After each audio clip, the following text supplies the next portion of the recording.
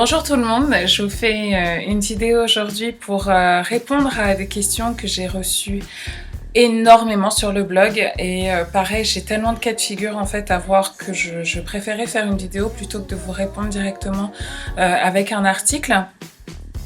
On parle en fait, aujourd'hui on va parler du retour au naturel et on va parler de l'obligation ou non de faire un big shop, à savoir comment revenir au naturel sans big shop. Donc avant de répondre à la question, déjà est-ce que c'est possible? La réponse c'est oui. Alors désolée, j'ai l'air d'un peu d'une folle là, avec les cheveux qui partent un peu. Vous avez vu mon tissage? Bref, aparté. Donc, est-il possible de revenir au naturel sans big shop? Oui, c'est tout à fait possible. Ça a même un terme dans le jargon des nappies, ça s'appelle la transition. Donc, transitioning, I did a transition. Bon, j'arrête. Donc, la transition, qu'est-ce que c'est? C'est justement en fait cette période plus ou moins longue pendant laquelle vous allez en fait avoir les deux textures de cheveux, donc à la fois vos racines qui poussent dans leur état naturel et les parties que vous avez déjà défrisées auparavant. Il faut savoir que le défrisage c'est quelque chose d'irréversible, donc il n'est pas possible de prendre un cheveu défrisé et de renverser le processus. Ça c'est une première question à laquelle je réponds parce qu'on me la pose très souvent. Il n'y a pas de produit magique en fait qui vous permet de retrouver votre boucle naturelle une fois que le cheveu a été défrisé. Donc on est obligé de passer par une phase plus ou moins longue pendant laquelle on va laisser ses cheveux naturels repousser et on va plus ou moins radicalement couper les parties qui ont été défrisées. C'est donc ce qu'on appelle la transition. Maintenant, une des questions qui revient le plus souvent et sur laquelle je pense il y a beaucoup d'interrogations et vous êtes vraiment perdu, c'est sur combien de temps elle doit durer cette transition.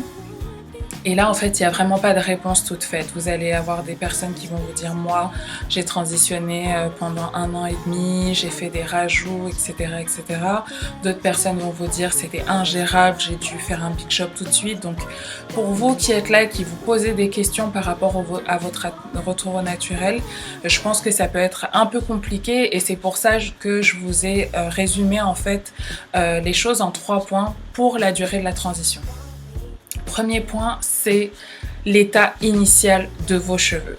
C'est-à-dire que si vous avez vos cheveux défrisés qui sont déjà fragilisés, qui cassent, qui font des fourches, qui sont abîmés, objectivement, la transition, il faut qu'elle soit la plus courte possible. Pourquoi? Parce que premièrement, vous allez avoir énormément de mal déjà à réparer et à remplir en fait les besoins de votre cheveu défrisé qui est abîmé, qui représentera la plus grande partie de vos longueurs. Et en même temps, à répondre aux besoins qui sont opposés de vos racines crépues. Ça voudrait dire quoi? Ça voudrait dire que vous allez avoir de la casse.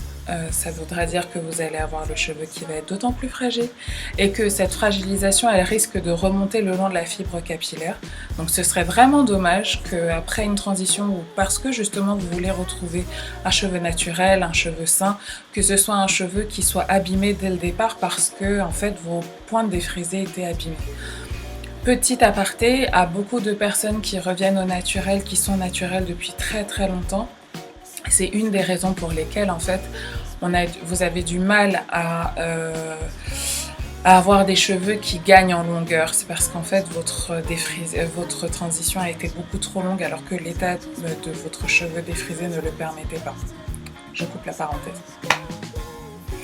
Deuxième chose, et c'est la chose la plus évidente en fait, c'est est-ce que vous êtes à l'aise avec les cheveux courts? Parce que c'est bien mignon de revenir au naturel et tout, mais bon, le but c'est quand même de se sentir à l'aise, c'est pas de sortir avec la tête comme ça, de pas se sentir belle. Donc si vraiment pour vous le cheveu court c'est pas une option, c'est pas quelque chose d'envisageable, vous vous dites ouais non j'ai une grosse tête, oui tout le monde va voir ma grosse tête là, non, et non mais non, le cheveu c'est c'est ce qui fait la beauté d'une femme, nanana. Bon, si vous vous reconnaissez dans ce discours-là, qui n'est pas du tout le mien, moi j'ai eu tous les états capillaires possibles, mais bon, je peux tout à fait comprendre que cela justifie que vous ne vouliez pas vous couper les cheveux, et si c'est le cas, et ben écoutez, transition. Après, il faut aussi savoir que plus vous transitionnez,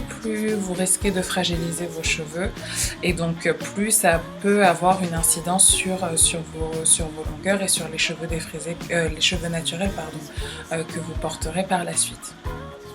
Enfin, le troisième point qui est important qu'il est important de prendre en compte lorsqu'on se décide à revenir au naturel et qu'on veut faire une transition et pas big shopper tout de suite, c'est la différence de texture entre ses cheveux naturels et la partie défrisée. En gros, plus votre cheveu naturel va être lisse, donc plutôt avoir tendance à onduler ou à boucler, plus la transition va être facile parce que les besoins entre vos racines et vos parties défrisées ne vont pas être si différents que ça, et surtout parce que vous n'aurez pas trop de difficultés à vous coiffer.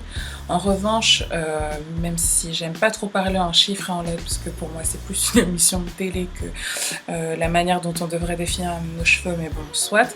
Si vous avez un cheveu de type 4B, 4C, donc qui ressemble un petit peu aux mèches de tissage que je porte actuellement, et ça risque d'être difficile en fait, parce que les besoins en termes d'hydratation et de protéines entre vos cheveux naturels et vos cheveux crépus, vos cheveux défrisés vont être si importants que vous risquez en fait de beaucoup fragiliser à la fois les parties défrisées et les parties naturelles, et que ça va vous décourager et que vous vous sentirez forcé de big shopper alors que c'est pas forcément le meilleur moment pour vous. Donc une des solutions pour ça, c'est d'avoir recours, quand on a les cheveux très crépus et qu'on veut faire une transition longue, une des solutions, c'est d'avoir recours à ce qu'on appelle des coiffures protectrices. Je vous mettrai également un lien sur comment choisir sa coiffure protectrice efficacement pour éviter que ce soit une coiffure destructrice. Donc vous pouvez faire un tissage crépus comme celui-là, ça vous permettra en plus de vous faire une idée de ce que ça fait de sortir avec un gros afro comme celui-là. Vous pouvez également faire des mèches avec rajout. Vous pouvez faire un crochet braid, vous avez plein de manières aujourd'hui de gérer les deux textures. Ce qu'il est important, c'est toujours de continuer à faire ses soins. Mais bon, ça pour les soins pendant la transition. Je vous mettrai également dans la barre d'infos des liens vers des articles qui vous aideront à assouplir vos cheveux, en particulier les racines crépues quand elles sont très sèches, très déshydratées ou fragilisées. Et puis surtout, si vous avez besoin d'une séance de coaching personnalisée, ce que je peux comprendre, parce que vous vous sentez perdu dans la jungle de la durée, des méthodes, des produits, n'hésitez pas à me demander un rendez-vous, donc je vous mettrai le lien également dans la barre d'infos. Vous pourrez, ce sera un rendez-vous par Skype parce que je ne reçois pas actuellement, je ne reçois pas sur rendez-vous avant le mois d'avril, mais déjà par Skype on a la possibilité de faire pas mal de choses, et surtout de vous donner votre guide qui sera valable pour les 3 prochains mois, et d'avoir une routine que vous pourrez suivre pour gérer cette transition au mieux. Je vous souhaite à toutes une excellente transition, un excellent retour au naturel, et j'espère vous voir à la Natural Hair Academy 2015 bien évidemment. À bientôt, ciao.